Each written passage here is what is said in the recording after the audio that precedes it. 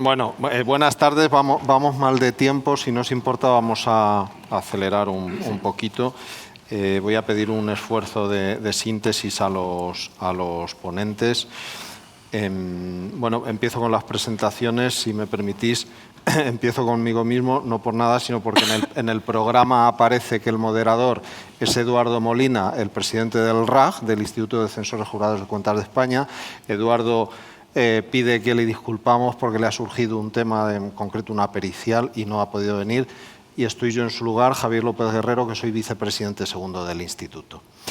Me acompañan en la mesa 4 magistrados: doña Sofía Gil García, que es magistrada del Mercantil 17 de Madrid; don Roberto Niño Estébanez, que es magistrado de la Audiencia Provincial de Tarragona; don Jorge Montul Urquijo, que es magistrado juzgado mercantil número 3 de Madrid; y Juan Carlos Picazo Menéndez, que es magistrado del mercantil número 7 de aquí de Madrid.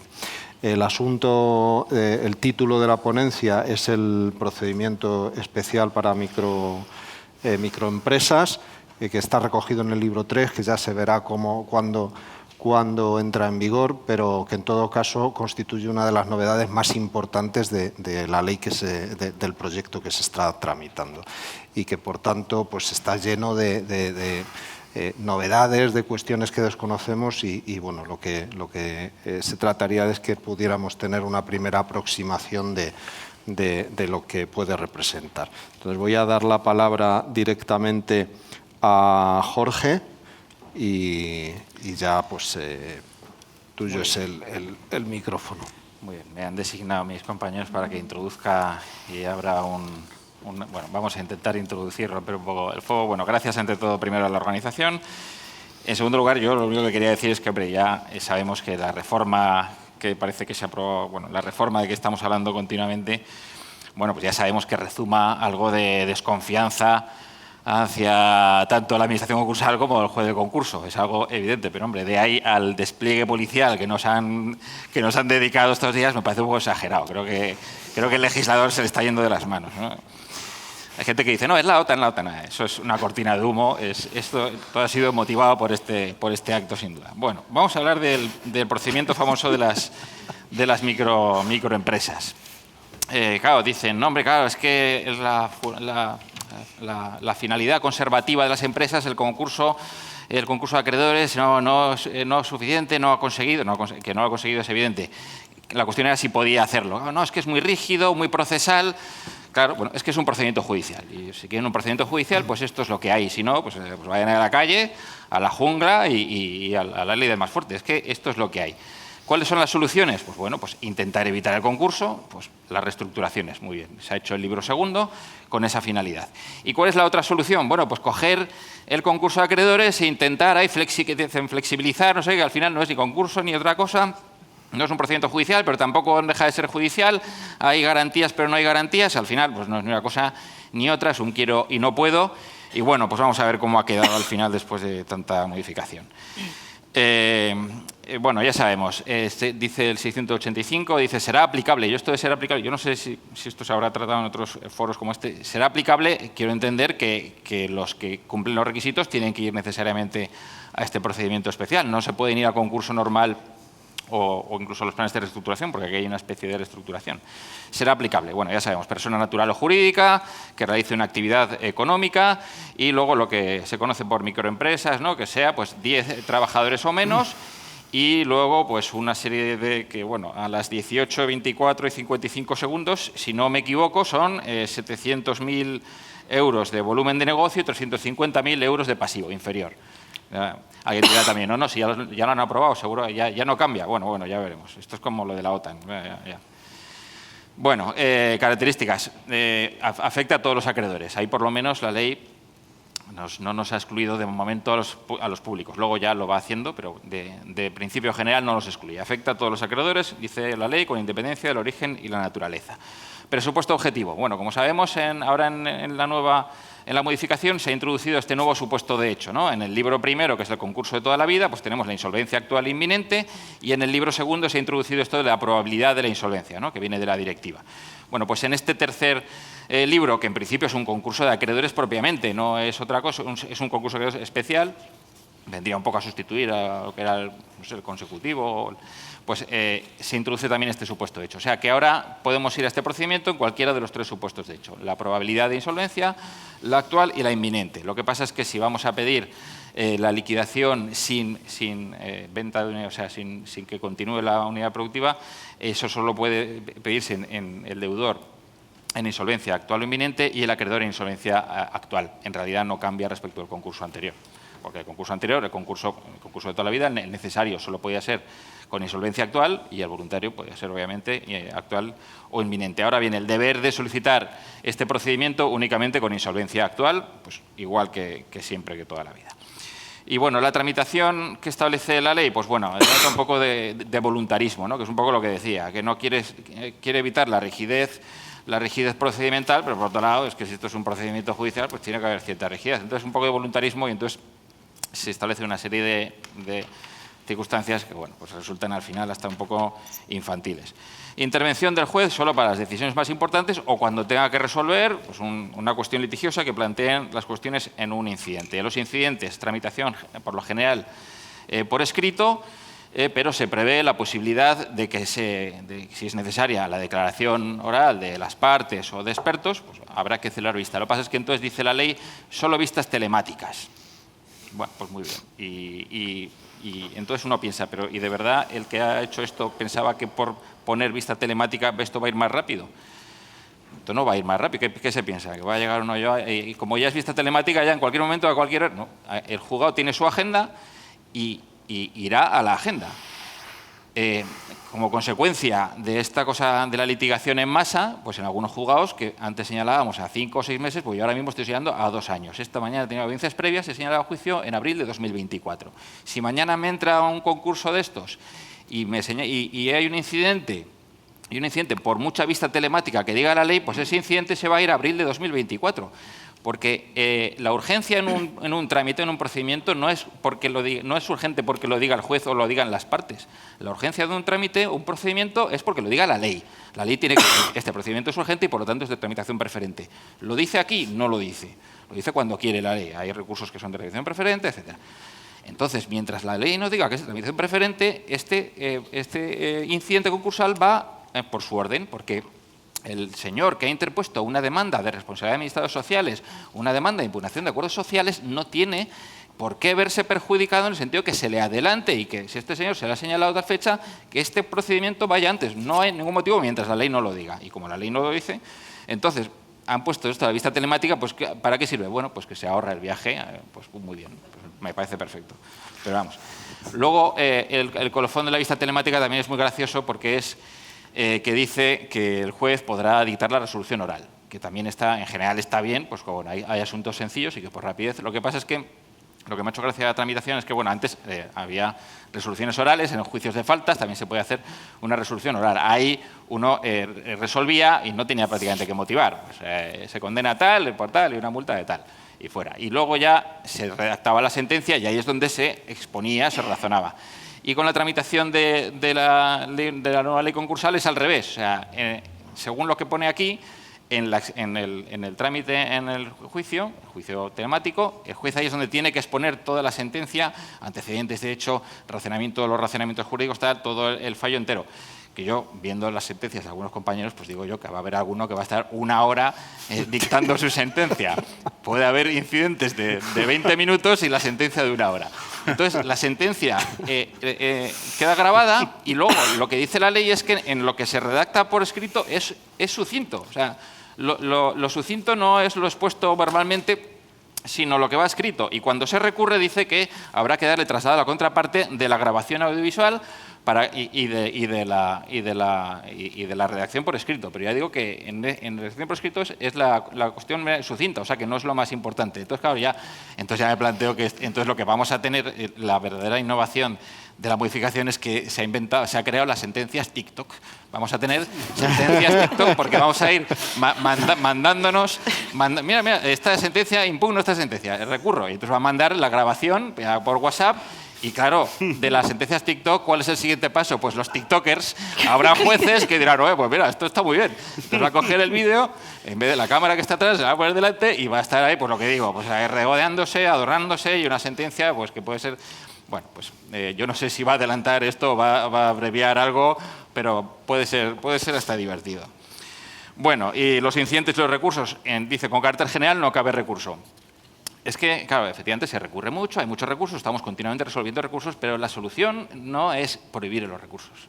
No, es que no puede ser esa la solución. Es que ya digo, es que al final, o sea, que para acomodar las garantías y los derechos a la vida económica, claro, es que dice, no, el concurso no sirve, claro, porque siempre las garantías tienen un ritmo y la vida económica tiene otro ritmo porque los seres humanos comemos todos los días y 3 veces al día y algunos más veces al día. Entonces, pero eso es cuestión de quitar garantías, de no recurrir, pues no creo que esa sea la solución. Ahora, me hace gracia porque dice, con carácter general no sean recurribles. Y a continuación, el decreto del letrado de Administración de Justicia cabe recurso directo de revisión. O sea, entonces, claro, o sea, que al final el juez, que nos había quitado algunas materias, que se supone que cuando introdujeron en 2010 la modificación de la ley de juicio civil para descargar el trabajo al juez y darle al letrado de Administración de Justicia, al final nos dan los recursos, estamos todo el día resolviendo recursos de revisión directos contra las resoluciones de letrado, pues al final no hemos hecho nada porque al final me tengo que estudiar las materias que en principio me habían apartado, tasación de costas, etcétera, que en principio me habían quitado, pues ahora me las tengo que estudiar para resolver los recursos, bueno, pues al final más lentitud. Bueno, cuestión importante que también es de ultimísima hora, o por lo menos para mí lo ha sido, a las 18:32. Yo había visto la redacción última que había en Internet y que ponía el deudor no necesitará, no necesitará de abogado o no necesitará abogado ni procurador. Muy bien, y entonces ahora cojo la de ayer, de 29 de junio, y pone claramente el 687, apartado sexto, en la actuación del deudor requerirá, o sea, imperativo, requerirá de asistencia letrada y representación por procurador. Pues me parece muy bien, pero vamos, hemos cambiado de la noche a la mañana y entonces ya, pues bueno, pues muy bien. Entonces, todos estos problemas que había de que cómo iba a ser el propio deudor, el que estuviese ahí mandando comunicaciones y tal, bueno, pues ya está. Ahora tiene un procurador y tiene un letrado, cosa que a mí me parece perfecto. Pero al final, si empezamos con si la finalidad del procedimiento es aligerar y luego al final se ve que no se puede o que no se puede sin profesionales y tal, pues al final el procedimiento es un poco Frankenstein. Supletoriamente se aplican los libros primero y segundo y luego, entonces, el procedimiento va a tener como 2 elementos. Claro, por eso se prevé también lo que he dicho antes del supuesto hecho de la probabilidad de insolvencia. Puede haber, es facultativo del deudor, una comunicación previa, el 5 bis de toda la vida, una comunicación previa que da plazo a un periodo de 3 meses en el que se suspenden las ejecuciones, no las de los créditos públicos, pero se suspenden las ejecuciones y en ese periodo de 3 meses pues, se puede plantear un plan de continuación o de enajenación de la unidad productiva. Y en ese periodo de 3 meses no se podrán admitir a trámite las solicitudes de este procedimiento que realicen los acreedores o otros legitimados. Y además dice, y las que se presenten pero no se haya admitido a trámite todavía en ese momento, pues quedarán en suspenso. Pues, un poco como pues, la misma tramitación que el curso necesario, ¿no? Y una vez que termine el plazo de 3 meses, los efectos no se pueden prorrogar y ya en el mes siguiente tiene que pedir la solicitud, la apertura de la solicitud. Pero el deber solo es cuando haya insolvencia actual. O sea que si esta comunicación se ha hecho en insolvencia probable o inminente, al cabo de los 3 meses no hay obligación de solicitarla. Solo obliga cuando sea actual. La solicitud del deudor, 691. Aquí, bueno, parece que contradicción. Aquí dice, tendrá que ir asistido de abogado. Pero 2 artículos antes nos ha dicho que tiene que ir asistido de abogado y representado por procurador. Bueno, pues no sé, es un poco extraño. Sobre todo cuando es el propio deudor el que hace la solicitud, parece que ahí, si en un momento es necesario que vaya con procurador, es en ese momento, que es cuando tiene que presentar una serie de documentación, la solicitud y hacer una serie de comunicaciones. Bueno, pues parece que habrá que resolverlo en el sentido de que el 691, aunque habla solo de abogado, pero parece que lo lógico, si el 687 también el procurador, pues también, en la solicitud también el procurador parece lo lógico, ¿no? Bueno, el contenido en la sede judicial electrónica, registro mercantil, notarías y ahora se han añadido las cámaras de comercio. El contenido, la identificación del deudor, la memoria, elección del procedimiento de continuación o de liquidación, los módulos, el activo y el pasivo, los contratos pendientes de ejecución, las posibles contingencias que pueda afectar la valoración de la empresa y luego se añadió también los trabajadores. Si hubiese trabajadores y la identificación de los representantes de los trabajadores. Si lo piden los acreedores o otros legitimados, que son los socios que responden personalmente a las deudas sociales. Aquí hay una cosa que me da mucha atención. Dice que se da traslado al deudor y el deudor puede aceptar la solicitud y presentar la solicitud, o bien aceptarla y si lo han pedido de liquidación, pedir que sea de continuación, o al revés, si lo han pedido de continuación. Lo que me llama más la atención es que dice, puede aceptarla. Dice, si no hace nada el deudor, se entenderá que la acepta. O sea, si se le notifica al deudor la solicitud del tercero y no dice nada, que por otra parte es una situación yo creo que es bastante fácil que se dé, la ley dice que se entenderá que acepta la solicitud. Hombre, no sé, yo creo que dentro de 20 años llegará el Tribunal Constitucional y dirá que esto es inconstitucional. Me da a mí la sensación, siempre y cuando dentro de 20 años siga existiendo el Tribunal Constitucional y quede alguna piedra sobre el plato. Bueno.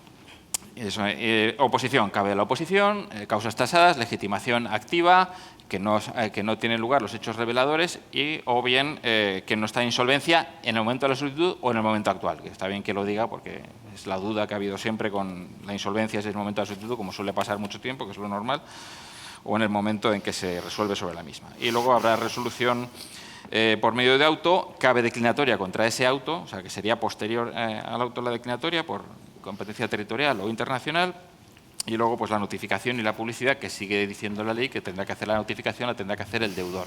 Se entiende que ahora que tiene un procurador, pues podrá hacer a través del procurador.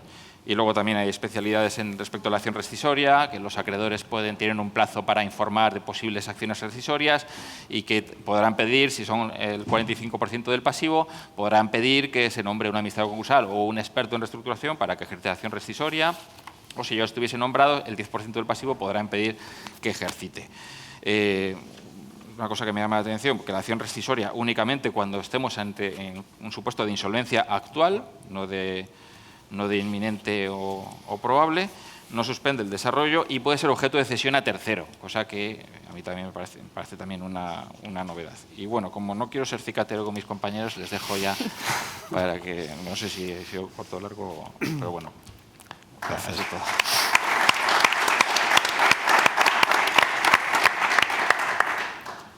Bueno, pues sin solución de continuidad, que vamos mal de tiempo.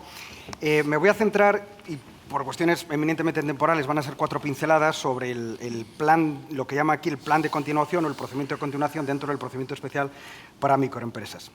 Sí que es cierto que, bueno, Jorge ha sido muy prudente cuando habla de desconfianza del legislador. Aquí lo que subyace a lo largo de todo el proyecto de ley. Aquí tengo delante la versión del 14 de enero, como apuntaba Jorge, ya tenemos la versión del informe ante la ponencia del 29, publicado también lo que tienen las Cortes Generales. Lo comparto públicamente, la impresión que tengo, lo dije también recientemente en Vitoria, es que se ha aprovechado la transposición de la directiva, que además estamos ya casi sobre la bocina, pues para, en fin, hacer, valga la redundancia, una reestructuración de la figura de la administración concursal. Quizá paguen justos por pecadores, pero la desconfianza, en fin, está ahí, llámenlo ustedes como quieran, y lo cierto es que vamos a tener que vivir tiempos muy nuevos, ¿no?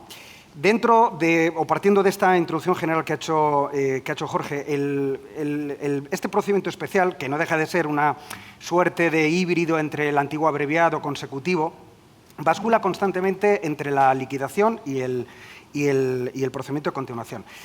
Leyendo la primera vez y ahora estos días, que ha habido alguna que otra novedad en materia de procedimiento especial para microempresas, el umbral del pasivo, etcétera, lo primero que me llamó la atención es esto que llaman aquí del plan continuación, que es una rúbrica nueva, como tantas otras.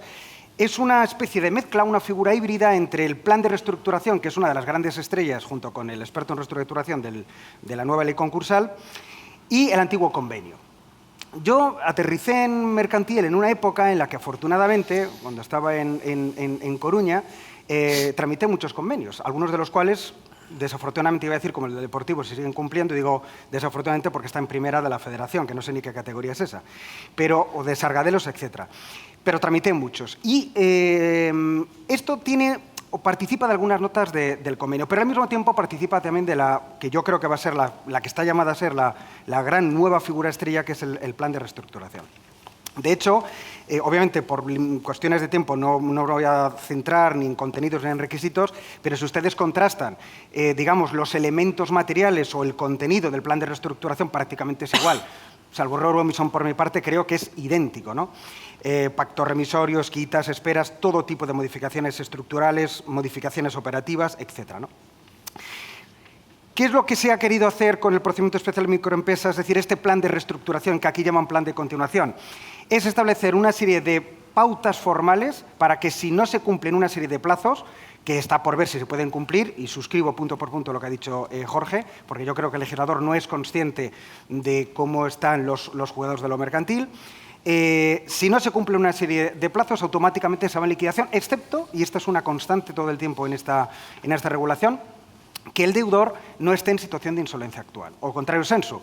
Si el deudor está en probabilidad de insolvencia, categoría nueva, o en insolvencia inminente, puede formular oposición para evitar que se le declare en este procedimiento especial. Bien. En cuanto al contenido, en realidad todo.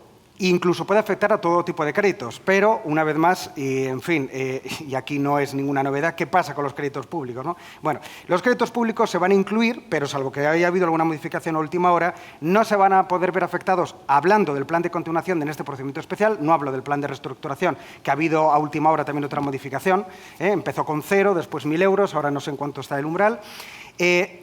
No se verán afectados el plan de continuación en la parte que sea o que legalmente le corresponde a la clasificación como privilegiado general o especial. Es decir, una vez más, tenemos aquí el blindaje de los acreedores públicos, ¿no? Agencia Tributaria, Tesorería de la Seguridad Social. La tramitación de este plan de continuación, que insisto, bueno, pues es un convenio, lo pueden pedir el deudor, lo pueden pedir los acreedores, puede haber más de una propuesta. Comentábamos antes de comenzar la ponencia que yo en estos años solamente he visto un concurso con más de una propuesta de convenio, amén de que la propuesta anticipada era una figura que estaba ahí y tramitación escrita hice una, con el malogrado concurso de Caramelo, la tienda de ropa. La tramitación no presenta muchas diferencias respecto al plan de reestructuración, que no sé si lo habrán, algún compañero o compañera lo habrá tratado hoy o mañana. Hace una primera revisión el letrado de Administración de Justicia. Por cierto, abro y cierro un paréntesis. Lo digo públicamente, me saca una sonrisa Jorge con lo del recurso de revisión, porque es cierto, el Tribunal Constitucional elevó, que esto es muy raro, una autocuestión de inconstitucionalidad para que todos los decretos de la LOLEC sean recurribles, todos. Con lo cual, lo digo, ya muchos de ustedes ya lo sabrán, civil, penal, esto vino a raíz del artículo 102 bis de la Ley de la Contencioso Administrativo, pero esto nos está dando bastante trabajo. Y cierro paréntesis. Tras una primera revisión del LAG, bien lo sea presentada por el deudor o por los acreedores, hay una tramitación, insisto, que se le trata de imprimir una cierta celeridad con pocos requisitos formales, que si el deudor no cumple esa serie de plazos se va a liquidación, a menos que no esté, está formulado en sentido negativo, no esté en insolvencia actual, es decir, que esté en probabilidad de insolvencia o en insolvencia inminente. Y en el mejor de los casos, si se cumplen los requisitos que se piden para suficiencia de mayorías, aquí se repite otra novedad, que es la votación. Aquí habla de votación nominal del principal más los intereses vencidos, pero por clases. Obviamente aquí hay otra novedad dentro de este nuevo paradigma del derecho de insolvencia español, que es la votación por clases. No es aquella votación nominal que hemos hecho tradicionalmente en las juntas de acreedores, donde se ejercitaba nominalmente el voto en función de que fuera titular de uno o de varios créditos, ¿no? Ordinario, privilegiado, etcétera. Aquí la tramitación sí que llama la atención, que hay alguna vista puntual, pero preferentemente o casi en exclusiva es escrita. Y el auto, en que en su caso homologue, que es potestativa la homologación, como sucede también con el plan de reestructuración, sobre todo para conseguir ese blindaje antirrescisorio, sí que les quiero destacar una novedad importante. A diferencia de lo que venía sucediendo ahora, por ejemplo, con los acuerdos de refinanciación, que son el antecedente directo de los planes de reestructuración, aquí también, al igual que los planes de reestructuración, según el caso, se van a poder impugnar. Aquí habla de impugnación, pero es un verdadero recurso de apelación sin efectos suspensivos, se admite en un solo efecto ante la audiencia provincial. Esto es una novedad importante, por lo menos respecto a los antiguos acuerdos de refinanciación, no respecto de la antigua sentencia que aprobaba el convenio, que teníamos la oposición y, en su caso, una apelación posterior. Bueno, se contempla una serie... Estoy yendo muy rápido, pero bueno, me van a disculpar. No se publica en el BOE, que esto sucede igual que con los planes de reestructuración. Parece que se quiere dar aquí un impulso definitivo al registro público concursal, al igual que sucede ahora o sucederá inminentemente con los planes de reestructuración y sucedía con el convenio concursal. Los acreedores, en la parte que les afecte, pueden instar, o aquí no habla en ningún caso de demanda incidental, me sale un poco, ¿no?, la vieja escuela, pueden instar, ¿no?, la declaración de incumplimiento del plan de continuación en la parte que les afecte. Hay alguna especialidad si se opta por el plan de continuación en función del pasivo que pueden pedir los acreedores, si alcanzan un 20 pasivo, uno o varios, el nombramiento de un experto en reestructuración para que desempeñe funciones similares a las del antiguo régimen de intervención, 40% del pasivo, si es que no lo han cambiado a última hora, para suspensión, a menos que la mayoría del pasivo se oponga.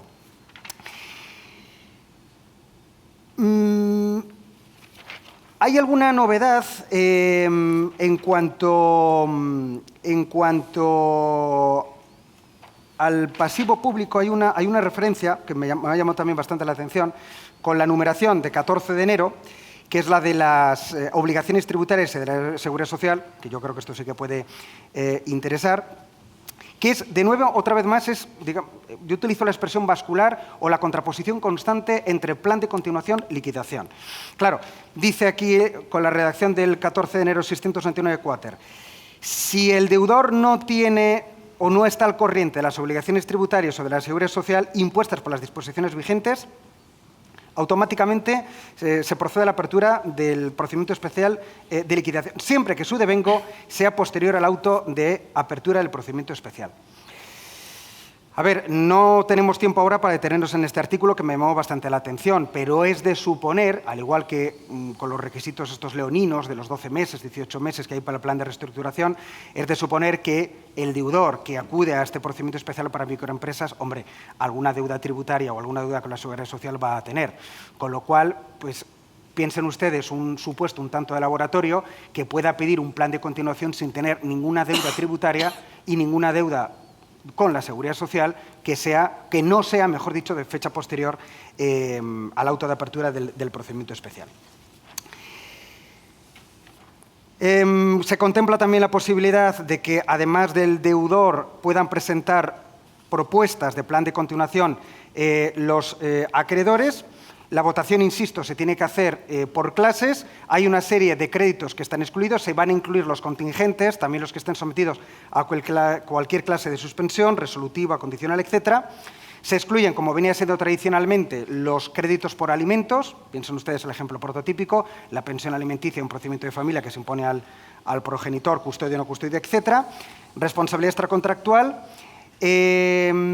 Y en el tema del crédito público se va a poder incluir y se va a poder ver afectado, pero en la parte que no tenga la clasificación de privilegiado general o de privilegiado especial. Luego, si tuviéramos tiempo para preguntas, pues, en fin, les atenderé muy gustosamente, pero para no extendernos más, estas son las pinceladas fundamentales de lo que es el plan de continuación. Y ya le voy a dar la palabra a mi compañera Sofía.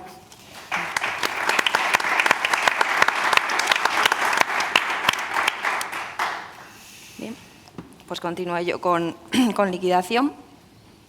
Muchas gracias por la organización. Y bueno, a pesar de que el legislador ha tenido buena voluntad a la hora de regular una posible alternativa a la liquidación, mayoritariamente yo creo que la clase de concurso a la que va dirigida las micropymes es hacia la liquidación. Y la gran novedad, como ya saben ustedes, es la posibilidad que tiene el deudor de ser él mismo el que lleva a cabo la liquidación sin necesidad de designar un administrador concursal, lo cual pues está muy bien, pero digo, entonces no sé para qué necesitamos un concurso, podría liquidar extrajudicialmente y se acabó el problema, ¿no? Porque si el deudor quiere, pues podría hacerlo. Pero bueno, es una nueva posibilidad que se le otorga, lo cual no deja de generar pues ciertas suspicacias. Evidentemente, procederá la apertura de la liquidación cuando la pida el propio deudor y también la podrán pedir los acreedores. También se establece una posibilidad de conversión de un procedimiento de continuación en uno de liquidación cuando, como digo, los acreedores lo pidan en dos supuestos, en aquellos casos en los cuales lo pidan el 50% del pasivo y se encuentre el deudor en situación de insolvencia actual, o un porcentaje menor del 25% en aquellos casos en los cuales ya hubiera pues, cesado la actividad o se vea a medio o corto plazo que esa actividad pues, no va a continuar y, por lo tanto, ¿para qué vamos a ir a continuación? Si evidentemente va un cese, pues debemos liquidar, no vamos a ir a continuación, ¿no? También se establece la posibilidad de que, a instancia de un único acreedor, el juez pueda acordarlo. Y si se fijan ustedes, la redacción es una posibilidad, o sea, no es imperativo para el juez, lo cual a mí a veces me suscita dudas de hasta qué punto tengo que valorar yo o con qué datos puedo valorar yo si procede una designación de un administrador concursal. Deberá ser el acreedor, a lo mejor, el que me otorgue esos elementos para que pueda decidir o ver si efectivamente es recomendable que sea el administrador concursal que lleve a cabo esa liquidación. Bien, sí, es verdad que la ley prevé dos supuestos en los casos en los que la información sea insuficiente o se hubieran cometido inexactitudes. Bien, en ese caso también saben ustedes que ya se establece, se sanciona expresamente en este procedimiento como causa expresa de culpabilidad y se da una mayor posibilidad a los acreedores de solicitar la apertura de la calificación por esta causa, pero también cuando exista dudas razonables de que ese deudor vaya a proceder a la liquidación. ¿Cuáles son estas dudas razonables? Bueno, pues eso es lo que, como digo, es un elemento valorativo que deberá ser el acreedor, creo yo, que es el interesado en designar al administrador concursal, el que lo verifique y lo acredite. A mí se me ocurría, por ejemplo, un ejemplo en aquellos supuestos en los cuales se haya incumplido con las obligaciones contables, no se haya efectuado un depósito, por ejemplo, de las cuentas de manera reiterada a lo largo de los ejercicios económicos, porque, bueno, que si un deudor no cumple estas obligaciones respecto de terceros, porque me tengo que fiar yo de la liquidación que vaya a efectuar. Bueno, pues podría ser un supuesto, ¿no? Pero, como digo, es muy valorativo. También yo creo que el principal problema que se puede plantear en materia de la designación del administrador en la liquidación procede también de la determinación de los honorarios y de los aranceles que vayan a proceder y de quién nos paga. Y, bueno, aunque la ley sí que prevé una serie de posibilidades, al final creo que va a ser una cuestión bastante complicada, al igual que en el caso de las subastas que se vayan a poder realizar a través de entidad especializada. En el procedimiento de liquidación, como digo, hay dos grandes trámites, creo yo, en este caso de microempresas. Por una parte, desde la declaración de la apertura de la liquidación, procederá directamente pues, la comunicación de los créditos que no se hubieran efectuado, la propia insinuación, y los propios acreedores pues, podrán atacar lo que se hubiera reflejado en el informe contra su cuantía, su naturaleza, sus características. Bien, si igual esto sucede como en cualquier otro concurso, se abre un breve trámite para que se formulen alegaciones, se dará traslado y se resolverá. Si no hay alegaciones, pues el informe presentado será el que se haya presentado en el momento de la propia solicitud. Y también se prevé, como digo, la presentación del plan de liquidación, que será posterior a la propia apertura. La ley no lo prevé, no prevé la posibilidad de que se presente en teoría con la propia solicitud. Bien, yo sí que se prevé que deba determinarse expresamente si el propio deudor va a liquidar o va a ser administrador, pues tampoco entiendo yo que habría inconveniente ninguno para que, si yo, deudor, sé que yo quiero liquidar, en principio pueda aportar un plan de liquidación y, bueno, ahorrar tiempo. Porque, como saben ustedes, el legislador ha determinado que el plazo máximo de la liquidación debe ser de 3 meses y solamente prorrogable un mes más. Bien, esto pues está muy bien, pero todos sabemos que no va a ser posible. Entonces, yo creo que aquí ha regulado un poco el legislador a través de las últimas modificaciones que ha introducido en el artículo 708. ¿Cuál es la modificación que ha introducido? Pues en este precepto doble. Por una parte, porque a pesar de que, como digo, la liquidación se prevé que sea de 3 meses, prorrogable un mes, y que se realice a través de la plataforma, es decir, se impulsa esa liquidación a través de la plataforma, ha reculado un poco al decir que se podrá complementar con las entidades especializadas. Bien, eso es la novedad que se ha introducido. Por lo tanto, aquí vemos que el legislador, bueno, parece que opta por un sistema combinado, diciendo, bueno, con carácter principal vamos a darle esa posibilidad de liquidar a la plataforma, pero si el deudor quiere o los acreedores quieren, que se complemente con esa entidad especializada. Ya el procedimiento que siga la entidad especializada, quién le paga, cómo se tramita, cómo se coordina con la plataforma, ya eso se apañan ustedes, porque el legislador lo único que dice es que se podrá complementar. Por lo tanto, entiendo yo que excluir no se podrá, pero sí complementar. Ahora bien, también, y esto me parece que también podrá dar lugar a que efectivamente pueda justificarse la exclusión, no sé si la exclusión, pero al menos pues, la compatibilidad de que pueda efectuarse por cuanto se podrá excluir siempre que se justifique conforme criterios objetivos. Otra cuestión valorativa. ¿no? Cuándo es más procedente que se pueda excluir o no la plataforma. Y en todo caso, sí procedería a la exclusión una vez concluida la liquidación, más que la liquidación, el plazo de los 3 meses. ¿Qué sucede? Si he excluido a la plataforma porque he justificado conforme criterios objetivos que procede la intervención de una entidad especializada, pero no se ha producido la conclusión de la liquidación, porque cuando se presenta el informe final de liquidación sí que se prevé que se deje constancia del estado de los créditos, que se ha pagado, que falta y qué bienes proceden o no, que se han vendido, si no se han vendido, que se puedan continuar a pesar de que se concluya el concurso a través de la plataforma. Pero si ya la ha excluido, ¿qué sucede? Bueno, pues son inconvenientes que se pueden derivar de la propia mecánica de la liquidación. Y la segunda novedad que ha introducido el artículo 708, que a mí me parece una buena solución, pero me ha desconcertado un poco porque lo limita a los deudores persona física, ya viene estableciendo que en aquellos casos en los cuales exista, por circunstancias ajenas, la imposibilidad, desde un punto de vista objetivo, de poder liquidar un determinado bien en ese plazo de 3 meses, que eso será un supuesto pues, que va a pasar, creo yo, con bastante frecuencia, se podrá directamente comunicar al juez y presentar un plan específico de liquidación de ese bien. Tampoco el artículo 708 es muy escueto en este sentido. ¿Qué sucede? O sea, no parece que haya que dar traslado, sí es un plan complementario al plan de liquidación que se ha podido presentar, pero si soy un deudor que solamente tengo un bien, directamente presento este plan y no doy traslado, bueno, a mí me genera un poco dudas de encaje de qué sucede en estos supuestos en los cuales el deudor puede tener solo un único bien. Y como digo, el artículo 708 lo limita a deudor persona física. ¿Qué sucede con las típicas sociedades, empresas pequeñas, negocios pequeños que pues, tienen el local, que haya que liquidar único bien? Tengo que venderlo en 3 meses y si soy un autónomo entonces sí puedo justificar.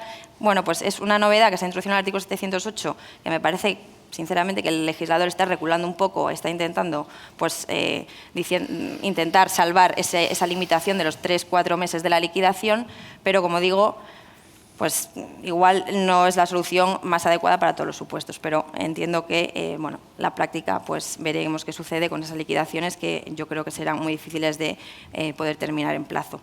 En todo caso, deberán presentarse los informes de liquidación con carácter mensual. Por lo tanto, son evidentemente la liquidación al ser más corta, pues los informes no son trimestrales, sino que serán mensuales para poder efectuar el pertinente control. Y también se prevé, como saben, la posibilidad de que directamente, incluso con la propia solicitud, se solicite y se lleve a cabo, se transmita la unidad productiva, incluso se presenten las ofertas y se tramite como lo que conocemos como a través de un pre-pack. En el caso de las unidades productivas se prevé la realización a través de venta directa como mecanismo principal, siempre y cuando el valor de la oferta supere el 15% del valor que se hubiera figurado en los textos y si no se hubiera llevado a cabo a través de venta directa, pues mediante subasta, siempre y cuando el valor ofrecido supere aquel que resultará de la suma individual de todos los elementos que integran esa unidad productiva, con lo cual también es otra posibilidad, en este caso, de poder concluir la liquidación pues, de manera rápida si efectivamente transmitimos en unidad de acto, incluso a través de la propia solicitud, en los 3 meses la propia unidad productiva, que sería bastante factible. Y luego también se establece una norma específica en el caso de suspensión de ejecuciones, que también podría ser interesante precisamente para proteger esas unidades productivas y en aquellos casos en los cuales existan visos de que pueda realizarse y continúe, por lo tanto, la actividad empresarial o profesional, podrá solicitarse la suspensión de bienes y derechos que sean objetos de garantía. Por lo tanto, sí, que el legislador, no en el caso evidentemente de la continuación, pero en el caso sí que se prevé la posibilidad de que llevar a cabo la suspensión de esas ejecuciones para poder, como digo, llevar a cabo la protección de las unidades productivas. Y esas son las principales novedades y puntos importantes, creo yo, de la liquidación. Y con esto dejo paso a mi último compañero.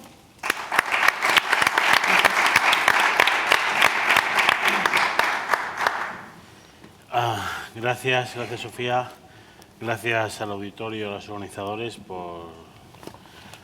por escucharnos y a estas horas voy a ser muy breve para que sean 5 minutos, de los cuales 2 y medio dedicados a yo tengo que hablar de la calificación abreviada en el procedimiento especial.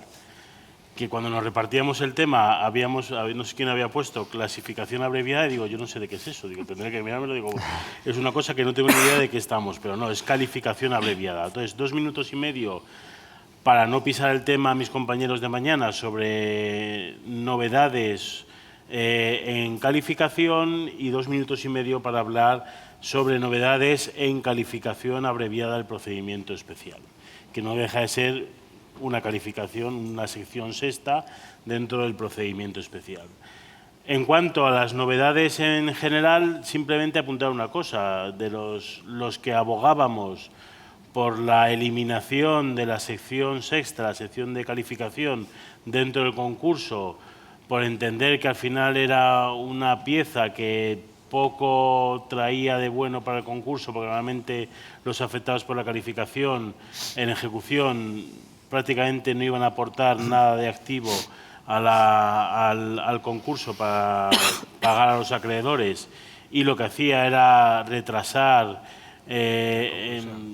complicar la tramitación del concurso. Muchas de las piezas, nosotros tenemos todavía en el juzgado piezas de calificación que se están tramitando desde hace 10 años, 12 años, con administradores o afectados por la calificación desaparecidos y no muertos, procuradores muertos. O sea, ya al final es una bola aquella que, encima con la tramitación que se hacía entonces de varias empresas con un mismo número dentro de un mismo procedimiento concursal, en las cuales unas las tienes calificadas como fortuitos los concursos, otros como culpables, es un embrollo. Bueno, pues frente a una posición de decir, bueno, pues al final existe una normativa societaria por la cual los acreedores más ágiles o más pudientes pueden dirigirse a intentar cobrar algo de lo que no hayan podido cobrar en el concurso, pues al final ha sido todo lo contrario, es decir, se ha potenciado la sección de calificación. ¿Y cómo se ha potenciado la sección de calificación? Primero, haciendo desaparecer al convidado de piedra, que es el Ministerio Fiscal, es decir, figura inútil dentro en sección de calificación, y dejándole su papel reservado a la vía penal, su vía natural, a los efectos de que se dé traslado, y potenciando la legitimación activa para las secciones de calificación, de tal manera que ya no son unos meros comparsas o unos meros incitadores los acreedores de la Administración concursal para la presentación del informe de calificación culpable, sino que se les da auténtica legitimación activa para proceder a instar la calificación culpable con plena participación dentro del proceso de calificación. Se mantienen todas las demás cuestiones, simplemente mencionar, que me imagino que mañana se hablará más ampliamente, el tema de la carta de naturaleza, o parte de carta de naturaleza que se le da a la transacción en materia de la sección sexta de calificación. Si bien limitada en un principio a cuestiones económicas, lo cual ha sido bastante criticado, conllevará la necesidad de que las partes intervinientes, con una serie de ingeniería procesal, intenten salvar esta limitación del legislador de la transacción e intentar, como se hace hasta ahora, bueno, pues, transar o incluso modificar informes de calificación de las administraciones concursales, de tal manera que se facilite una salida transada, o bien directamente mediante una autohomologación, o bien mediante una modificación del informe con posición de allanamiento por parte de los afectados, y al final obtener algún tipo de cantidad de dinero, que al final es el principal objetivo que conlleva la pieza de calificación, para poder satisfacer o reducir el pasivo del concurso. Con estas pinceladas rápidas en relación del concurso de la calificación en sede concursal, el concurso más o menos como lo conocemos hasta hoy, nos vamos al procedimiento especial para microempresas, que si antes iba a ser un 99% de los supuestos los que se iban a ir por esta tramitación, como dice Jorge, a las 6 o a las 7 de la tarde, 7 y 5 de la tarde, pues irán un 70% con los nuevos umbrales. Un 70% de los concursos irán por este trámite. No hablamos de concurso, hablamos de procedimiento especial, pero la calificación abreviada, que sería la sección sexta, no es una sección como tal, es un procedimiento especial, es un procedimiento que prácticamente no tiene novedades en relación a la posibilidad, a la tramitación general, por ser la tramitación general, pero más excepcional que va a ser la tramitación concursal o de la pieza de calificación en sede puramente concursal. En este caso, voy a hacer referencia a las últimas novedades que agradecemos al que publique o al que redacte el texto del Congreso de los Diputados, que ha puesto en negrita en relación al texto de 29 de julio de 2022, es decir, de ayer, publicado. Y en este caso se habla dentro del 716 al 718. En esto se establecen tres pinceladas básicas y distinguibles del procedimiento general.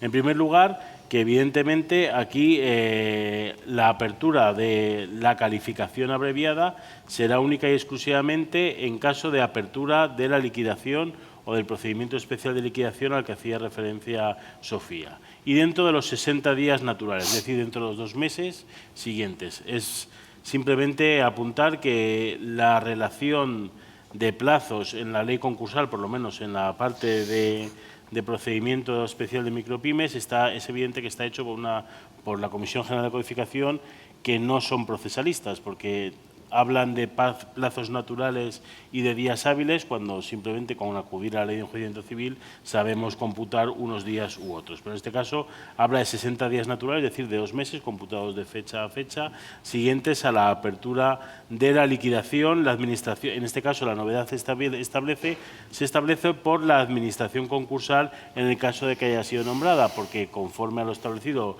o conforme a lo que nos ha ilustrado Jorge, en este caso se procede, es la posibilidad de nombramiento de la administración concursal, y en este caso, cosa que no se preveía en el texto de hace 3 días, es decir, en el texto vigente, entre comillas, o que parecía que iba a ser aprobado, el de 14 de enero, creo que es 14 de enero del 22, no se prevía una legitimación activa para la administración concursal en caso de que fuera nombrada dentro del procedimiento especial de micropymes, y esto ha sido subsanado en el artículo 700, en el nuevo artículo 716.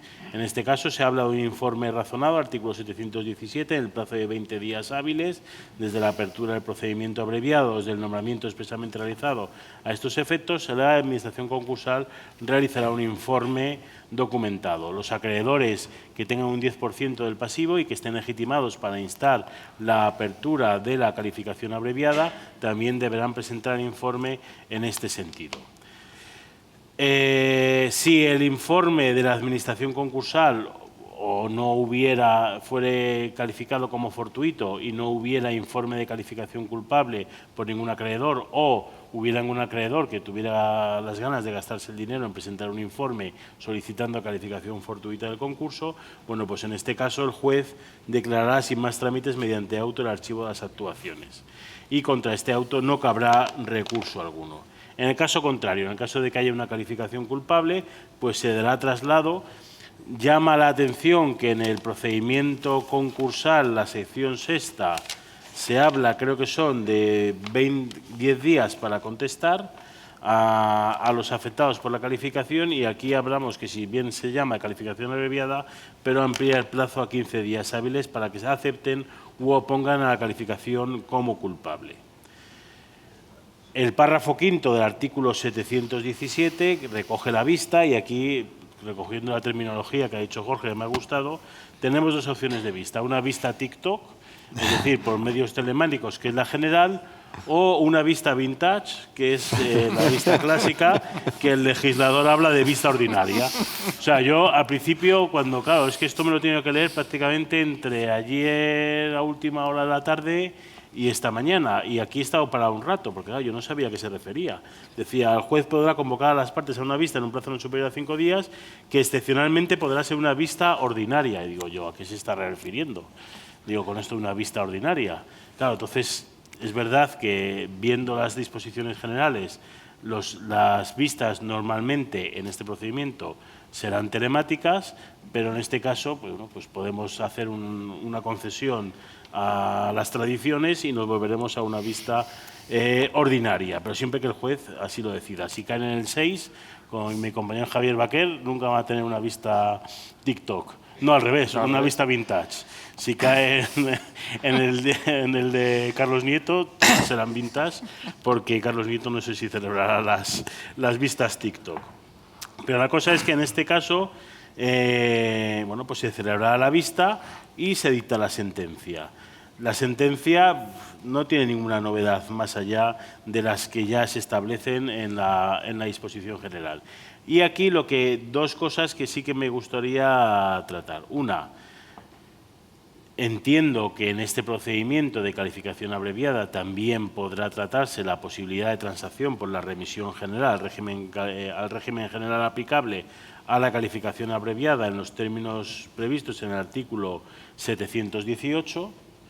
En ese caso se volverán a dar los problemas de si esa transacción, por qué el legislador la limita solo a las cuestiones económicas, porque si hablamos de un procedimiento civil con una sanción civil, que sería el tema de la inhabilitación, que en un principio quedaría fuera de la transacción, no se entiende muy bien cuál es la voluntad del legislador en este caso de dejar fuera de la transacción esa inhabilitación, es decir, esa sanción civil, cuando podría ser perfectamente objeto de transacción, pero entiendo que ese criterio del legislador aplicado al procedimiento de calificación abreviada del procedimiento especial será también de aplicación por esta aplicación supletoria del régimen general.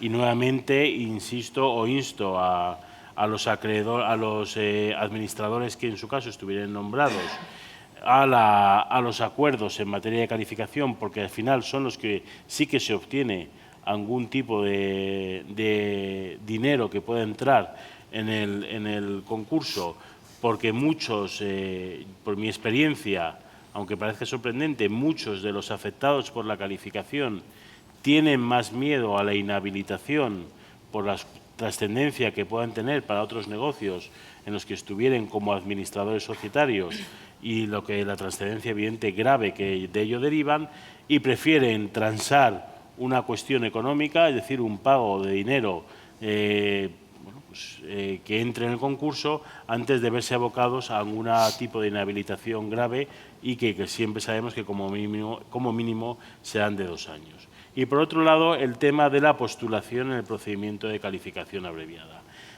Jorge decía, y es verdad que es una novedad de hace menos de 24 horas, la necesidad de concurrencia del deudor con el abogado procurador. Me imagino que en el procedimiento de calificación abreviada del procedimiento especial la postulación será igual, no solo para el deudor, evidentemente, si en el caso de que fuera afectado por la calificación, sino también para los acreedores que insten o pretendan personarse en este procedimiento especial de calificación abreviada. Por otro lado, es cierto que resulta sorprendente que esta postulación no está del todo clara, y Jorge ha establecido o ha señalado una contradicción en la norma, y no ha sido, yo entiendo, correctamente solucionada. No sé si se solucionará en el trámite ahora de aprobación en el Pleno del Congreso, puesto que todo el procedimiento especial estaba previsto para la intervención de los operadores jurídicos, es decir, del deudor o de los acreedores, sin la necesidad de intervención de asistencia letrada y de representación mediante procurador. Con la introducción, aunque solo sea para el deudor, altera todo, si bien pueden surgir dudas si a todos los actores que intervengan en los procedimientos o en los procesos, en cualquier momento, en los procedimientos de especial de micropymes, se les requerirá o será necesario que se les requiera el régimen de postulación que se le prevé expresamente ahora para el deudor. Y tal es esa contradicción que, aunque yo me salga ya de mi tema y ya con esto termino, que en lo que ha puntualizado Jorge en relación a la solicitud de apertura del procedimiento especial por el deudor del artículo 691, no me resisto yo a apuntar una cosa, aunque no sea la parte que me hubiera correspondido, en lo que hace referencia a la novedad para la posibilidad de intervención o presentación de los formularios en las cámaras de comercio. El párrafo segundo del artículo 691 venía previsto para los supuestos en los que el deudor evidentemente no se presentaba, no realizaba esta solicitud sin necesidad de abogado ni de procurador, que no tuviera medios telemáticos de acceso a los servicios judiciales de comunicación electrónica y, por lo tanto, se establecía una serie de servicios que no sé si simplemente con el ordenador y punto, o bien con algún tipo de asesoramiento en los registros, en notarías y en oficinas del registro mercantil, que ahora se amplía a la Cámara de Comercio, pero que esto ahora mismo ya no tiene ningún sentido, porque se supone que si es necesario la solicitud mediante abogado y procurador, el abogado y procurador tienen que necesariamente tener los medios técnicos de acceso, con lo cual carece de sentido el párrafo segundo y luego carece de sentido la ampliación del párrafo segundo.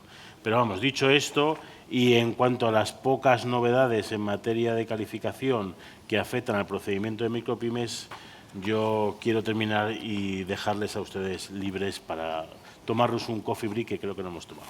Gracias.